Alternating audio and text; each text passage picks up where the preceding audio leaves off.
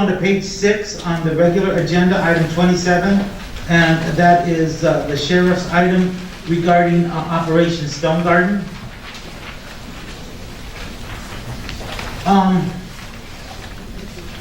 Any comments before we start from Mr. Huckleberry? You put out a memo last week about it. Anything you want to add to that or not? Mr. Chairman, I think the memorandum speaks for itself. There was an issue raised with regard to the two agencies that we did not receive DARs from. And I think it's important to understand that those DARs are for federal fiscal year 2016, the two agencies, South Tucson and the Department of Public Safety, given their level of involvement in the program. Whatever DARs they would have provided will not change the outcome of the analysis. Very good. Any comments from members of the board? Mr. Chairman, Supervisor Christie. in February, I supported the acceptance of the Stonegarden grant. I supported the efforts and the decisions made by the sheriff, and I support all law enforcement along our border and within our community. That support has not changed or wavered. We've been debating this issue and discussing it since February. Today, I will vote to accept the grant. I support the sheriff and his decisions and his operation of the jail and his department, and I will continue to support law enforcement along our border and in our community. Thank you, Mr. Chairman. Okay. Any other comments from board members? I have some comments. Listening to people this morning has been very dramatic, important comments from members of the public, and some of the words I heard today speak to the importance of this issue, how detrimental it is to our community to have ICE and Stonegarden happening all around us, and ICE embedded in our jails. We hear desperation, we hear about values, we hear about what side of history we're going to be on, we hear about persecution, criminalization, separation, we hear about targeting. Those are very, very powerful words, and that's what's happening in our community all around us, and people are scared and they feel like they cannot trust law enforcement. That's a very dangerous situation to put us all in. February 20th was the last time we considered this. We have not considered it since that time in public. There's been a lot of chatter about it, and I certainly appreciate all the members of the public that have come to various kinds of meetings, board meetings in the interim, to discuss this issue, along with other attendant issues related to ICE in our community. But so many bad things have happened since February 20th. The zero tolerance policy has crushed the soul of this nation in many ways. Having children torn away from their families, something that's hard to believe. I think about my friend Hank Oyama and others who were interred in the Japanese internment camps. And it makes me really sad to say this, but at least they were interred as families. We've gone beyond that. They've ripped families to shreds. And so that's really hard to make up. That's really hard to change people's opinion and get to a point where we start to trust federal officials being involved in local law enforcement again. And I don't know if that could happen with any degree of timeliness. So I continue to ask, our sheriff to have ICE removed from our jail. Yes. I continue to say that we should not accept Stonegarden in any way, shape, or form. And I did not vote in the majority, so I cannot ask for a reconsideration, but I think we should reconsider our vote of February 20th and vote to not accept this.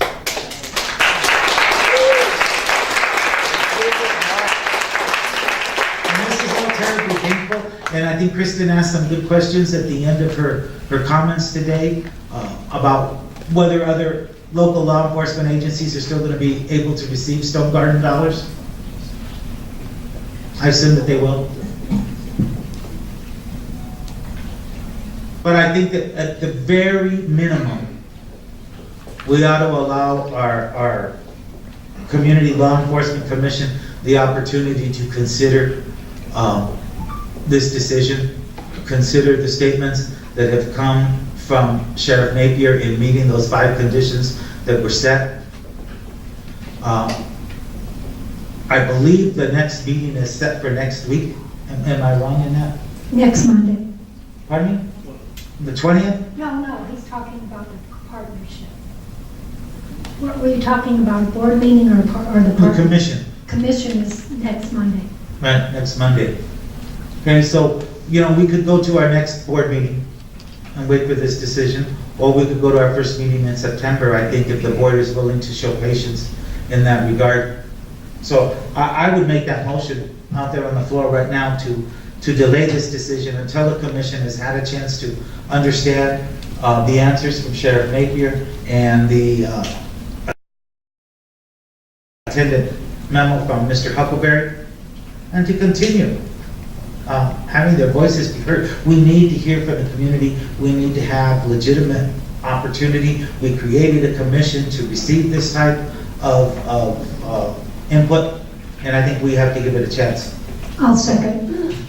And if I could add, if you would amend your motion to include, we had a letter from the ACLU, and Sheriff Napier said at the commission that this was a living document, and I would hope that there were 5 conditions that ACLU was asking to be added to the document, and I would hope that the commission considers that and that they come back with a recommendation on those 5 items that Mr. Peard Has in his letter. has in his letter. Yes, I'm willing to accept that. We're into discussion, yes, sir. Mr. Chairman, I have a question, just a technical one. How long is this grant going to be available for us to decide upon? Is it going to be withdrawn at some point? Is it going to be dispersed to other areas of the country or other border communities? Is it just going to vaporize and dissipate from us? Is there a deadline that we have to accept this or not? I don't really know the answer to that, but I would suggest that there's a moral issue here, and I don't think waiting a month is going to hurt anything. Is there anyone available on staff or the sheriff's department that might be able to address that issue? Right here. So this can just go on and on and on forever? Like I said, it belongs. Perhaps it should. to me. The question isn't whether it should or not, I'm asking a technical question. Can it go on and on and on A forever? rhetorical answer. Mr. Chairman, Supervisor Miller. I did do some research, and I believe at some point that those funds will be withdrawn. And I don't remember the exact timing of it, but if we don't accept this, there is a point where I believe the monies will be withdrawn. I don't know if anybody else has any more detailed information on it. I would suspect, since the federal government, Mr. Chairman, if I may, since the federal government operates on a fiscal year that starts in October, we're probably looking at an October deadline. I would suggest to you that ICE is, excuse me, Mr. Pisky, I have the floor. I would expect ICE to continue its nefarious practices on implementing, and so on forever, as long as we have the same federal administration in power, and so I don't even know how to answer that or how to think about that. Well, Mr. It Chairman, scares me. Mr. Chairman, my vote on your resolution that was seconded by Supervisor Bronson is dependent on that answer. And I really feel it would be incumbent upon this board in a good responsible manner to find out that very important detail. How long do we have before this grant is going to be withdrawn? Sheriff Napier, you have any idea? You can answer from there, you got a microphone. No, you want to come up? Okay.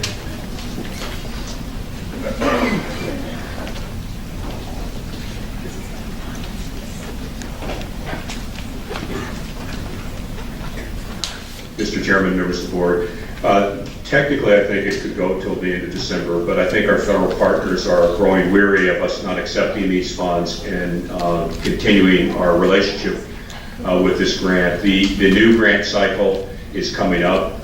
There's significantly more funding coming from the federal government to Operation Stonegarden, and that will be in the form in our county of additional equipment, is where we're going to focus the bulk of our requests going forward. However, if this is still mired in debate, our ability to move forward with the next year is significantly in jeopardy. And let's be clear, if we do not accept these funds, they do not go away. They do not vaporize, and all the things that people spoke so eloquently about, that they're concerned about, do not dissipate in any way. They're simply transferred to people that we have no control over, that we don't exercise a voice in guiding their activities. So, I respectfully listen to all of you. Just give me a moment, please. I'd ask the audience to come to order. So my concern is that the continual delay of this process will endanger the future grant, which is going to be significantly more and allow us the capacity to have federally funded equipment that we otherwise will not be able to get. Our federal partners are growing weary of this, and they can at any time retract that offer of the current grant, but it certainly jeopardizes us moving forward. And I don't think that any of the concerns raised today are validly addressed by us removing our voice from the table. I don't think the people that we're concerned about are better served if the deputies of Pima County aren't there. I don't think that better serves the interest of this. Right now, we have a strategic relationship with our federal partners that we can exercise some control over. If we remove ourselves from the table, we lose that voice. You have a voice in the sheriff of this county that listens. That's why I've been here all morning. That's why I engage the ACLU and other strategic partners that have differing views on these things. So I can carry our voice forward, not only within the state, but all the way to Washington, D.C., where I was just a week ago. We do not serve the best interest of the people that we purport to care about by removing the element of law enforcement that we can exercise control over from the areas of this county that are underserved traditionally by this department. And that's what concerns me. Right now I have a voice at the table. If we're not at the table, we're going to be on the menu. These people have a voice that is heard today in the sheriff. I am your elected law enforcement official. The Border Patrol is not here. ICE is not here. You have a voice with me. I can carry that voice forward because I'm currently a strategic partner in this. We have benefited over the last more than a decade to the tune of about $16 million in Stonegarden funding. $10 million of that went to overtime, and about $6 million of that went to equipment. That equipment benefits public safety in Pima County every day. We will make a substantial commitment to more equipment in the coming grant program, but if we don't resolve this issue, I don't see any reason that they would entertain subsequent requests by this body for more grant funding in the coming year. I think that will be a dead issue. And again, those monies will only be transferred to people that we exercise absolutely no control over and have no voice with. And I think that's a bad move. The answer is December. October. That was a rather long answer, yes, but I think it needed some clarification. I think the money will be pulled sooner than that. I don't mind you speaking, I'm just saying the answer is December, just for clarity's Mr. sake. Chairman, may I ask the sheriff a question? Yeah, sure. Sheriff, Supervisor. Sheriff Napier, would you feel it would be in the best interest of law enforcement, of the sheriff's department, of protecting our citizens along the border of in Pima County if we made a decision to accept that grant today? Supervisor Christie, Chairman Elias, yes. If I didn't believe that in my heart, I wouldn't be here supporting that. I wear my heart on my sleeve. I don't ever have prepared remarks. I speak from my heart. And the people behind me, even though they may disagree with me, know they have, I listen. Pima County's public safety is best served, and let me be completely clear on that, is best served by our continued involvement, not removing the brave men and women of the Pima County Sheriff's Department from this, but keeping them there, but not removing our voice from the table, but making sure that it's heard. That's what will enhance public safety in Pima County, is keeping us at the table. This does not go away. And all the objections that we have that are heartfelt and real and meaningful are not going to be solved by simply removing the people that you can't exercise control over from the landscape of the playing field. Okay, thank you very much. I don't know if there's any more comments from board members. If not, I'd really want to appreciate everybody for coming out today and for those people who are serving on the commission that we put together in all of this. And so, I'd ask everybody who remains opposed to Stonegarden continuing on here in Pima County to stand up and let us hear your voices right now. Yes, no disregard. Thank you very much, I appreciate that. Please be seated. We certainly appreciate your patience and your good nature in letting other people speak. I know it's Mr. Chairman, difficult. Could we have the same for the people who support Stonegarden? Stand up, please.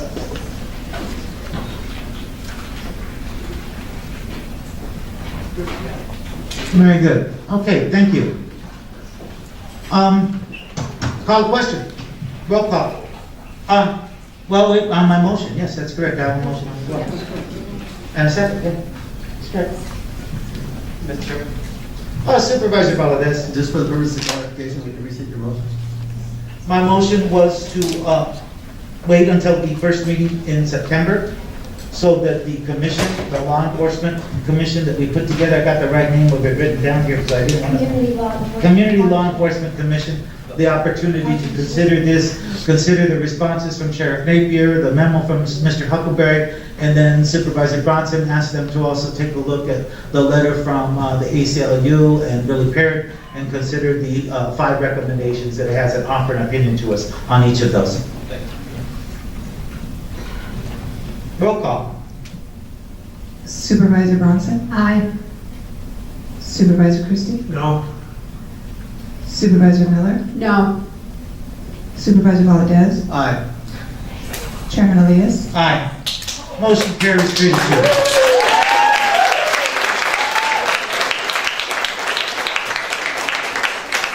And why don't we finish items 27? We have items B and C attached to it as well.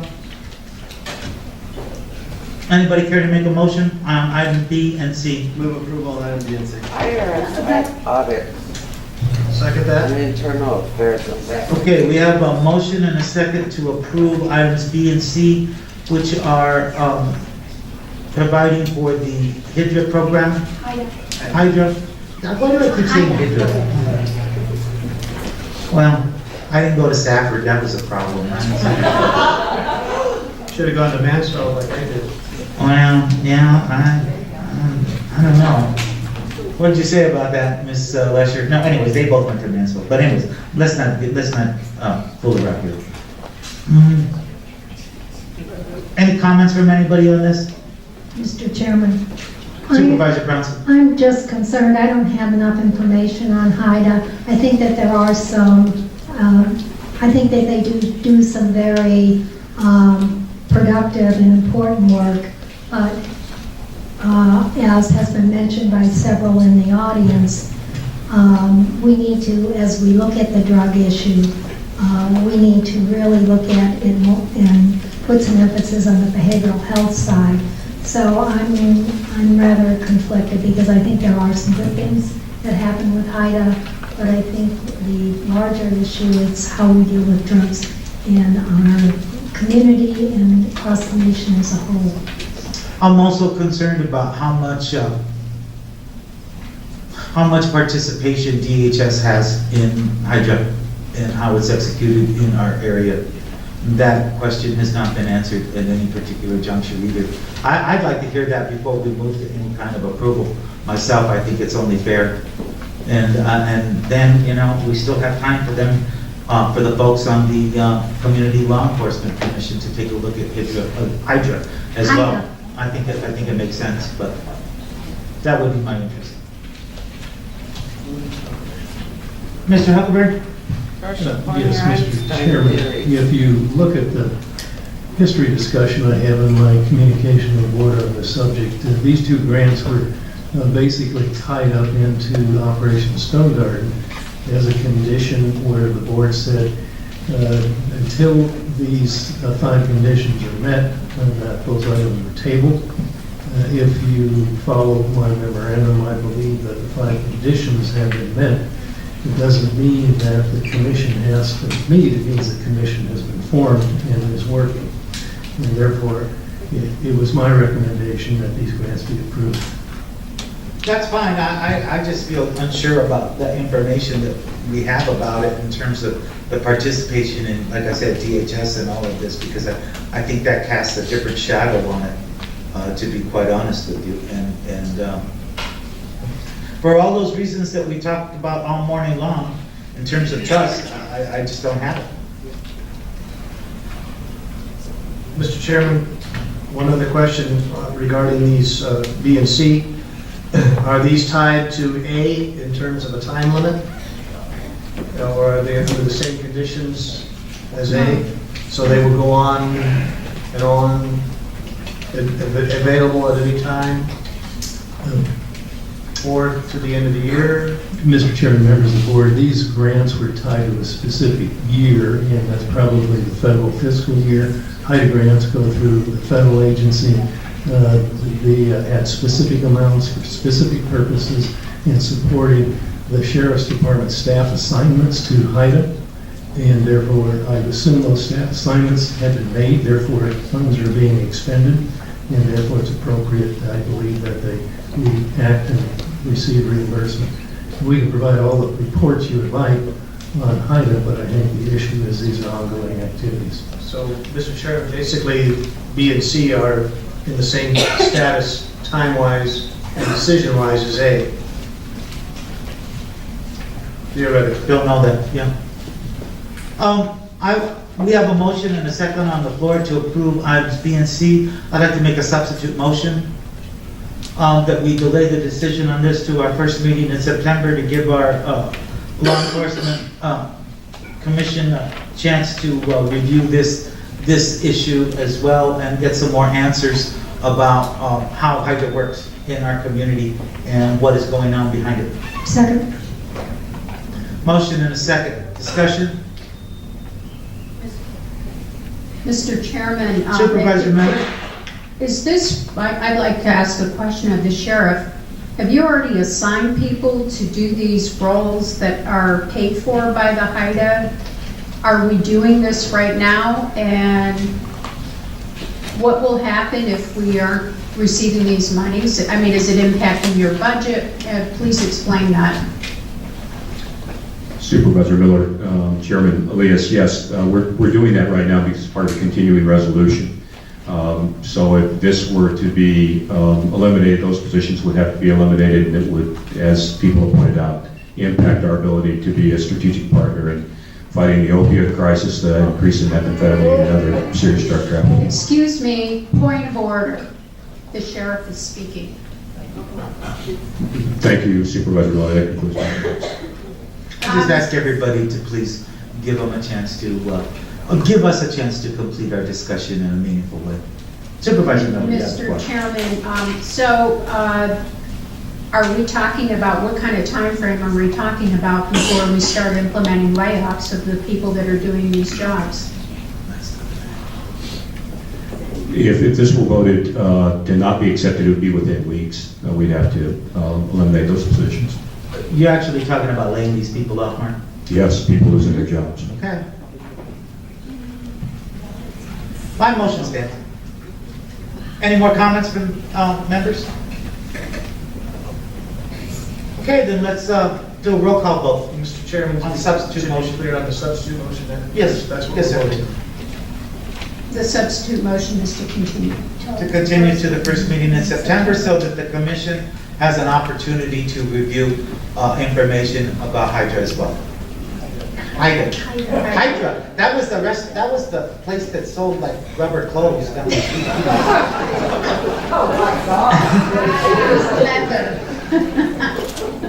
I also believe there's a mythological beast. I'm not judgmental. It's all good. Supervisor Bronson? Aye. Supervisor Christie? No. Supervisor Miller? No. Supervisor Valadez? Aye. Chairman Elias? Aye. Motion carries.